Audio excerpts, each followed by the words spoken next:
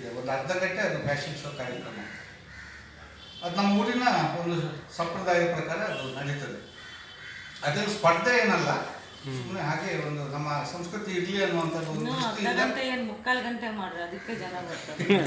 ನಮಗೆ ಸಮಯದ ಅಭಾವ ಇದೆ, ಇದೆಲ್ಲ ನಮ್ಮ ಸಮಯದ ಒಂದು ಇದರಲ್ಲಿ ನಿಯಂತ್ರಣ ಇಟ್ಕೊಂಡು ನಾವು ಅದೆಲ್ಲ ಒಂದು ಕಾರ್ಯಕ್ರಮ ರೂಪಿಸ್ತೀವಿ. ಆದರೂ ಸ್ವಲ್ಪ ನಮಗೆ ಭಯ ಇದೆ, ಯಾಕಂದರೆ ಸಮಯ ಸಾಕಾಗೋದಿಲ್ಲ ಅನ್ನುವಂಥ ಒಂದು ಇದಿದೆ. ನೋಡೋಣ ಏನಾಗುತ್ತೆ. ಬಿಲ್ವ ಅಂತ ಹೇಳಿದ್ರಲ್ಲ, ಅದು ನಿಮ್ಮ ಇದಕ್ಕೆ ಸೇರುತ್ತಾ?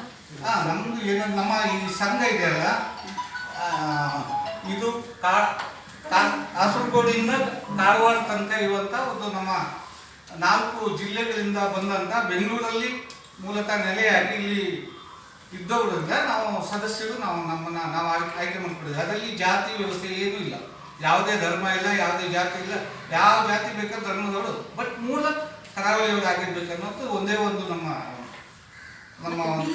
ನಿಯಮ. ಬಿಲ್ಲವ ಅಂದ್ರೆ ಈಗ ಜನಾರ್ದನ್ ಪೂಜಾರಿ ಇಲ್ವಾ, ಅವರು ಅದೇ ಅವರದ್ದು ಕಾಸ್ಟ್, ಅದು ಬಿಲ್ಲವ ಅಸೋಸಿಯೇಷನ್. ಬಿಲ್ಲವ ಇದರಲ್ಲಿ ಬರ್ತದೆ. ಈಗ ಬಣ್ಣ ಸಂಘ ಸಂಘದಲ್ಲಿ ಕ್ಯಾಸ್ಟ್ ಇಲ್ಲ, ಇದೆ ಇಲ್ಲ ಸಂಘಕ್ಕೆ ಕ್ಯಾಸ್ಟ್ ಇಲ್ಲ, ಜನರಲ್ ಆಗಿ ಎಲ್ಲರೂ ಸೇರಿರ್ತಾರೆ. ಅಲ್ಲ ಫಂಕ್ಷನ್ ಸೇರ್ತಾರೆ. ಅಲ್ಲಿ ಕೆಲವು ಜನ ಗೌಡ್ರು ಮೆಂಬರ್ ಆಗಿದ್ದಾರೆ ಬಿಟ್ರೆ ಬಂಟ್ರೆ 99% ರಾಜ್ಯ ಸರ್ಕಾರ ಕರಾವಳಿ ಪ್ರವಾಸೋದ್ಯಮ ಹೆಚ್ಚು ಒತ್ತು ಕೊಡಲು ಪ್ರಯತ್ನ ಮಾಡ್ತಾ ಇದೆ. ನಿಮ್ಮ ಅಭಿಪ್ರಾಯ ಕರಾವಳಿ ಭಾಗದಲ್ಲಿ ರಾಜ್ಯ ಸರ್ಕಾರ ಪ್ರವಾಸೋದ್ಯಮ ಒತ್ತು ಕೊಡ್ತಾ ಇದೆ ಅಷ್ಟೇ. ಇಲ್ಲ, ನಾವು ಅದಕ್ಕೆ ಈಗ ಹೋರಾಟ ನಡೀತಾ ಇದೆ. ನಮ್ಮ ಭಾಷೆ ಇದರಲ್ಲಿ ಸೇರ್ಬೇಕಂದ್ರೆ 8ನೇ ಪರಿಚಯದಕ್ಕೆ ಅದನ್ನ ಸೇರಿಸ್ಬೇಕಂದ್ರೆ ಸಾಕಷ್ಟು ವರ್ಷದಿಂದ ಅದೊಂದು ಹೋರಾಟ ನಡೀತಾನೆ ಇದೆ. ಇವಾಗಲೂ ನಾವು ಈ ಅಧಿಕೃತ ಭಾಷೆಯಾಗಿ 2ನೇ ಭಾಷೆಯಾಗಿ ಇಲ್ಲಿ ಕರ್ನಾಟಕದಲ್ಲಿ ಅದನ್ನ ಇಂಪ್ಲಿಮೆಂಟ್ ಮಾಡಿ ತುಳು ಭಾಷೆ ಆಗಬೇಕು. ತುಳು ಭಾಷೆ ಇಂಪ್ಲಿಮೆಂಟ್ ಮಾಡೋದಂತ ಅದು ಅವಾಗ ಪ್ರಯತ್ನ ಮಾಡ್ತಾನೆ ಇದೆ. ಹೌದು, ಇದು ಆ ವಿಚಾರ ಅಲ್ಲ. ಟೂರಿಸಂಗೆ ಒತ್ತು ಕೊಡ್ತಾ ಇದೆ. ನಮ್ಮಲ್ಲಿ ಯಾಕಂದ್ರೆ ಟೂರಿಸಂ ಸಾಕಷ್ಟು ಅವಕಾಶಗಳಿದೆ ನಮ್ಮಲ್ಲಿ. ಈಗ ಕಾರವಾರದಿಂದ ಕಾಸರಗೋಡು ತನಕ ಕರಾವಳಿಯಲ್ಲಿ ಬೀಚ್ಗಳು ಜಾಸ್ತಿ ಬರ್ತವೆ, ತುಂಬಾ ಬೀಚ್ಗಳಿದೆ. ಅಭಿವೃದ್ಧಿ ಮಾಡೋದಾದ್ರೆ ಇಷ್ಟರಲ್ಲೇ ಮಾಡಬೇಕಿತ್ತು. ಹಂತ ಹಂತವಾಗಿ ಒಂದೊಂದೇ ಮಾಡ್ಕೊಂಡು ಹೋಗ್ತಾ ಇದ್ದಾರೆ. ಆದರೆ ತುಂಬ ಬೀಚ್ಗಳು ಬರೋದ್ರಿಂದ ಪ್ರವಾಸಿಗರು ತುಂಬ ಜನ ಬರ್ತಾರೆ. ನಿಮ್ಮ ಬೆಂಗಳೂರಿಂದನೇ ದಿನನಿತ್ಯ ಸಾವಿರಾರು ಜನ ಟೂರಿಸ್ಟ್ ನಮ್ಮ ಕರಾವಳಿಗೆ ಬರ್ತಾ ಇದ್ದಾರೆ. ಹೌದೌದು, ಈಗ ಫಿಲಿಪೈನ್ಸಿಗೆ ಹೌದು ಮಂಗಳೂರಿಂದ ಅಲ್ಲಿ ಕನೆಕ್ಟ್ ಮಾಡೋದಕ್ಕೆ ಎಲ್ಲ ವ್ಯವಸ್ಥೆ ಮಾಡ್ತಾ ಇದ್ದಾರೆ. ಅದೊಂದು ವ್ಯವಸ್ಥೆ ಆಗ್ತಾ ಇದೆ. ಮತ್ತೆ ಬೀಚ್ಗಳು ಇದೆ ನಮ್ಮಲ್ಲಿ, ಸಾಕಷ್ಟು ಬೀಚ್ಗಳು, ಮತ್ತೆ ದೇವಸ್ಥಾನಗಳು ನಮ್ಮಲ್ಲಿ ಸಾಕಷ್ಟು.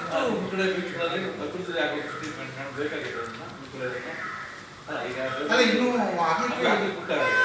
ತುಂಬ ಇದೆ, ತುಂಬ ಅಭಿವೃದ್ಧಿ ಆಗಿದ್ದ ಕಮ್ಮಿ. ಹೌದೌದು, ಈಗ ಮರವಂತೆ ಬೀಚ್ ಉದಾಹರಣೆಗೆ, ಹೌದು, ಒಂದು ಮರವಂತೆ ಬೀಚ್ ಒಂದು ಕಡೆ ಸಮುದ್ರ, ಒಂದು ಕಡೆ ನದಿ ಇರೋದು.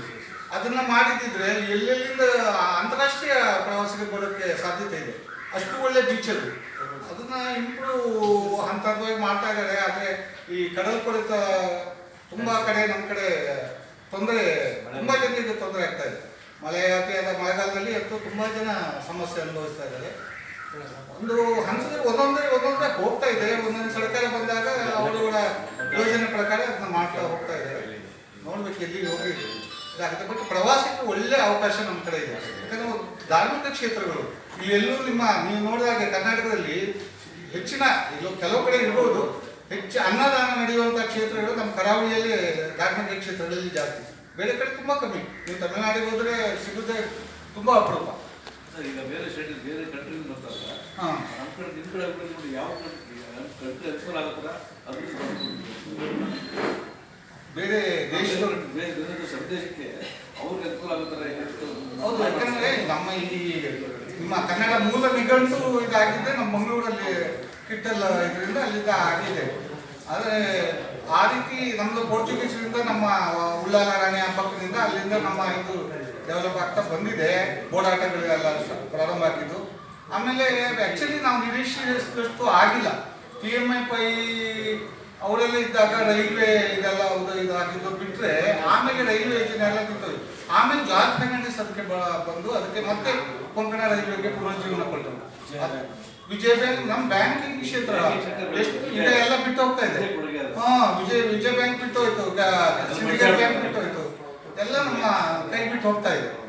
ಅದು ಕೇಂದ್ರ ಸರ್ಕಾರದ ನಿರ್ಧಾರ, ನಾವೇನು ನಮ್ಮ ಕೈಯಲ್ಲಿ ಇಲ್ಲ. ಅದು ಮಾಡಿದ್ದಾರೆ ಹೋರಾಟ, ಅದಕ್ಕೆಲ್ಲ ಹೋರಾಟ ನಡೀತಾ ಇದೆ. ಅದು ಈಗಿನ ಮಟ್ಟಿಗೆ 5 ಬ್ಯಾಂಕ್ಗಳು ನಮ್ಮಲ್ಲೇ ಪ್ರಾರಂಭ ಆಗಿದ್ದು. ಸರ್, ವೇದಿಕೆಯಿಂದ ಬೇರೆ ಎಲ್ಲ ಸಾಮಾಜಿಕ ಕಾರ್ಯಕ್ರಮಗಳು ಏನೇನು ಮಾಡ್ತಾರೆ? ಸಾಕಷ್ಟು ಮಾಡಿದ್ವಿ. ಪ್ರಾರಂಭದಲ್ಲಿ ನಾವು ಉಚಿತ ಅಸ್ತಮ ಮತ್ತು ಆರೋಗ್ಯ ಶಿಬಿರ ಎಲ್ಲ ಮಾಡಿದ್ವಿ. ಅದಾದ ನಂತರ ಯಕ್ಷಗಾನಕ್ಕೆ ನಾವು ಸಾಕಷ್ಟು ನಾವು ಇದು ಇಂಪಾರ್ಟೆನ್ಸ್ ಕೊಟ್ಟು ನಾವು ಅದನ್ನ ಪ್ರತಿ ವರ್ಷ ಆಲ್ಮೋಸ್ಟ್ ಆಲ್ ಯಕ್ಷಗಾನ ಕಾರ್ಯಕ್ರಮ ನಡೆಸ್ಕೊಂಡು ಬರ್ತಾ ಇದ್ವಿ. ಆಮೇಲೆ ಎಂಡೋಸಲ್ಫಾನ್ ಅಂತ, ಎಂಡೋಸಲ್ಫಾನ್ನ ಪಾದಯಾತ್ರೆ ಮಾಡಿ ಸ್ವಲ್ಪ ಹಣ ಸಂಗ್ರಹ ಮಾಡಿ ಧರ್ಮಸ್ಥಳದ ಗ್ರಾಮೀಣಾಭಿವೃದ್ಧಿ ಮೂಲಕ ನಾವು ಅವರಿಗೆಲ್ಲ ಅಮೌಂಟ್ ಸ್ವಲ್ಪ ಕಿಂಚಿತ್ತು ಸೇವೆ, ನಾವೇನು ಜಾಸ್ತಿ ಮಾಡಿಲ್ಲ. ನಾವು ಎಷ್ಟು ಸಂಗ್ರಹ ಆಗಿದೆ ಅದಕ್ಕೆ ಶೋಭಾ ಕರಂದ್ಲಾಜೆ ಅವ್ರನ್ನ ಒಂದು ಕಾರ್ಯಕ್ರಮ ಕರೆಸಿ ಅವರಿಂದನೂ ಸಹ ಅದಕ್ಕೆ ಸಹಾಯ ತಗೊಂಡು ಎಲ್ಲ ಮಾಡಿದ್ವಿ.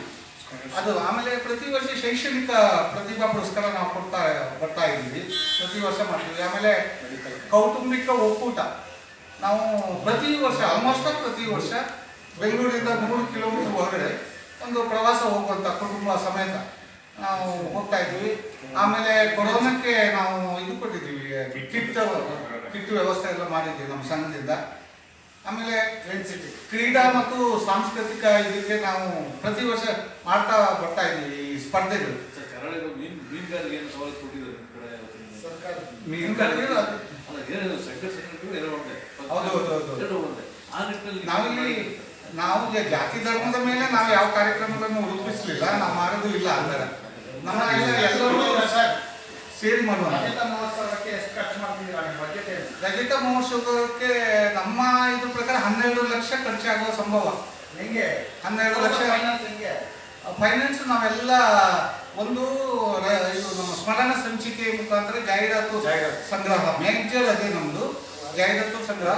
ಮತ್ತೆ ಈ ವಿಷಯದಲ್ಲಿ ಈಗ ನಮ್ಮ ಇದಕ್ಕೆ ನಿಧಿ ಸಂಘ ಸಮಿತಿ ಅಧ್ಯಕ್ಷರಿದ್ದಾರೆ, ಅವರೇ ಅದ್ರ ಬಗ್ಗೆ ವಿವರಣೆಯನ್ನು ಕೊಡ್ತಾರೆ. ನಮಸ್ಕಾರ, ನಾನು ಜಯರಾಮ್ ಸೂಳ, ನಿಧಿ ಸಂಘಟದ ಅಧ್ಯಕ್ಷ. ನನ್ನ ಸ್ನೇಹಿತರು ಭಾಳ ಒಳ್ಳೆ ಕ್ವಶನ್, ಏನು ಸಂಗ್ರಹ ಮಾಡಿದ್ರು. ನಮ್ಮದು ಫಸ್ಟ್ ಟಾರ್ಗೆಟ್ 25 ಲಕ್ಷ ಇತ್ತು, ಆಮೇಲೆ ಮಾಡಲಿಕ್ಕೆ ಆಗಿಲ್ಲ. ಆದರೆ ಒಂದು ಸ್ವಲ್ಪ ಬಂದು ನಮಗೆ ಫಸ್ಟು ಒಂದು ಟೋಕನ್ ಕೊಟ್ಟಿದ್ದು ಮಣಿಪಾಲ್ ಹಾಸ್ಪಿಟ್ಲು, ಅವರು 50,000 ಕೊಟ್ಟಿದ್ದಾರೆ. ಅವ್ರು ಕೊಟ್ಟಿದ್ದ ಉದ್ದೇಶ ಅಂದರೆ ಮಕ್ಕಳಿದ್ದಾರಲ್ಲ, ವಿದ್ಯಾಭ್ಯಾಸ ಒಂದು ಇದರಲ್ಲಿ ಮುಂದುವರೆದ ಮಕ್ಕಳಿಗೆ ಅವರಿಗೆ ಸ್ಕಾಲರ್ಶಿಪ್ಪನ್ನು ನಾವು ಹಂಚುತ್ತೀವಿ ಅಂತ ಹೇಳಿದ್ದಾರೆ. ಅಲ್ಲಿಂದ ದಯಾನಂದ್ ಪೈ ಒಂದು 50,000 ಕೊಟ್ಟರು. ಹಾಗೆ ಸುಮಾರು ಜನ 50, 20 ಹಾಗೆ 10, 5 ಎಲ್ಲ ತುಂಬ ಜನ ಕಲೆಕ್ಷನ್ ಆಗಿದೆ. ನಮ್ಮಲ್ಲಿ ಕಾರ್ಯಕ್ರಮದಲ್ಲಿ ಕಮ್ಮಿ ದುಡ್ಡು ಕಮ್ಮಿಯಿಂದ ನಿಲ್ಬಾರ್ದು. ಯಾಕಂದರೆ ಇದು ಏನಾಗಿದೆ, ಬೆಂಗಳೂರಲ್ಲಿ ಜಾತಿ ಸಂಸ್ಥೆಗಳೆಲ್ಲ ಬೆಳ್ಕೊಂಡಿದೆ, ಫೈನಾನ್ಷಿಯಲಿ ವೆರಿ ಸ್ಟ್ರಾಂಗ್. ತುಳುಕು ಇದಾಗಲಿ, ಬಂಡ್ ಸಂಘ ಆಗಲಿ, ಬಿಲ್ಲರ್ ಅಸೋಸಿಯೇಷನ್ ಆಗಲಿ, ಬ್ರಾಹ್ಮಣರ ಅಸೋಸಿಯೇಷನ್ ಎಲ್ಲ ಆಗಿದೆ. ಈ ಕನ್ನಡ ಭಾಷೆಗೆ ಒತ್ತು ಕೊಟ್ಟು ನಾವೇನು ಈಗ 25 ವರ್ಷ ಆಯ್ತಲ್ಲ, ಇದರಲ್ಲಿ ಫಂಡ್ ಕಲೆಕ್ಷನ್ ತುಂಬ ಕಷ್ಟನೇ ಆಗಿತ್ತು. ಆದರೆ ಈಗ ಒಂದು 10-12 ಲಕ್ಷ ಕಲೆಕ್ಟ್ ಮಾಡಿದ್ವಿ, ಅದು ಪೂರ್ತಿ ಖರ್ಚಾಗಿದೆ. ಇದು ಮಕ್ಕಳಿಗೆ ಒಂದು ಯಾವುದು ನಾವು ವಿದ್ಯಾಭ್ಯಾಸ ಹೆಚ್ಚಿನ ಅವರಿಗೆ ನಾವು ಒಂದು ಇದು ಕೊಡುವುದಲ್ಲದೇ ಬೆಳಗ್ಗೆ ಫ್ಯಾಷನ್ಸು, ಆಮೇಲೆ ಮತ್ತು ಇದು ಲಯನ್ಸ್ ಕ್ಲಬ್ಬಿನೊಟ್ಟಿಗೆ ನಾವು ರಕ್ತದಾನ ಶಿಬಿರ ಮಾಡ್ತಾ ಇದ್ವಿ. ಅದೊಂದು 1-2 ಗಂಟೆ ಪ್ರೋಗ್ರಾಮ್ ಇರುತ್ತೆ, ಯಕ್ಷಗಾನ ಇರುತ್ತೆ. ಆಮೇಲೆ ಅಧ್ಯಕ್ಷರು ಆಲ್ಮೋಸ್ಟ್ ಎಲ್ಲವನ್ನ ಕವರ್ ಮಾಡಿದ್ದಾರೆ. ಯಾರ್ಯಾರು ಗೆಸ್ಟ್ ಬರ್ತಾರೆ ಅಂದರೆ ನಾವು ಎಲ್ಲರೂ ಕೂಡ ಅವರು ಒಪ್ಪಿಗೆ ಸೂಚಿಸಿದ್ದಾರೆ. ಈಗ ನಮ್ಮ ಲೋಕಾಯುಕ್ತ, ಮಾಜಿ ಲೋಕಾಯುಕ್ತರು ಫೋನ್ ಮಾಡಿ ನಾನು ಅವ್ರು ಕನ್ವಿನ್ಸ್ ಮಾಡ್ಕೊಂಡು ಲಾಸ್ಟ್ ಬಂದ್ ಆಗಿತ್ತು ಅಂತ, ಈಗ ಅವ್ರು ಮೊನ್ನೆ ಫೋನ್ ಮಾಡಿ ಬರ್ತಾ ಇದ್ದೀನಿ. ಹಾಗೆ ಎಲ್ಲರೂ ಆಲ್ಮೋಸ್ಟ್ ಎಲ್ಲರೂ ಬರ್ತಾ ಇದ್ದಾರೆ. ಇನ್ವಿಟೇಷನ್ ಯಾರ್ಯಾರು ಹೆಸರು ಹಾಕಿದ್ದೀವಿ ಅಷ್ಟು ಜನ ಬರ್ತಾರೆ.